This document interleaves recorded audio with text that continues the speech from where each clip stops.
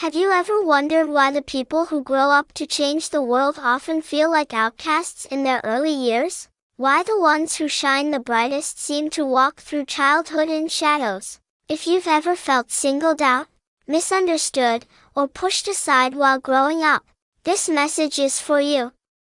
Because being set apart isn't a curse. It's a calling. Think back to school, to your younger self. Maybe you were the kid who asked too many questions. Maybe you had big dreams that seemed unrealistic to others. Maybe you didn't fit neatly into the boxes society loves to place children in. And so, you stood out.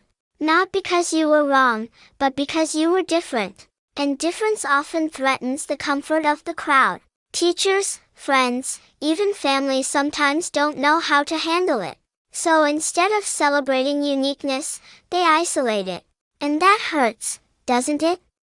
Being told you're too much, too loud, too quiet, too intense, too sensitive, or simply too different. Chosen ones often carry a silent loneliness in childhood. They look around and wonder, why don't I fit in? Why does it feel like I'm walking a path no one else sees? But here's the truth, that loneliness was never a sign of weakness. It was preparation. When you are singled out, you are being refined. The rejection teaches resilience. The misunderstandings teach self-reliance. The solitude creates the space to hear your own inner voice, the one that will later guide you to do what no one else dares. It feels unfair in the moment. It feels like something is wrong with you. But chosen ones are forged in silence. They are strengthened in shadows. The very pain that made you feel unworthy is the same process that makes you unstoppable. Look at history. Einstein was considered a failure in school. Oprah was told she didn't belong on television. Elon Musk was bullied relentlessly as a child. And if we stretch further back, every myth and story carries the same pattern: the prophet, the leader, the visionary, all singled out long before anyone saw their greatness. Even in fiction, the chosen one is rarely the popular kid. Harry Potter lived in a cupboard. Frodo was a small, overlooked hobbit. Neo was an office worker, told his life didn't matter, until it did. Why do we see this pattern over and over again? Because the path of the chosen is timeless. Being singled out isn't random. It's alignment. Life removes you from the crowd because you weren't meant to walk their road. You weren't meant to shrink yourself to fit in. You were meant to expand so others could follow. The chosen are separated early so they can lead later.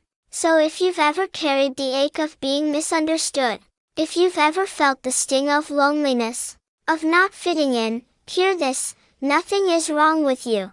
You are not too much. You are not broken. You were being shaped, prepared, called.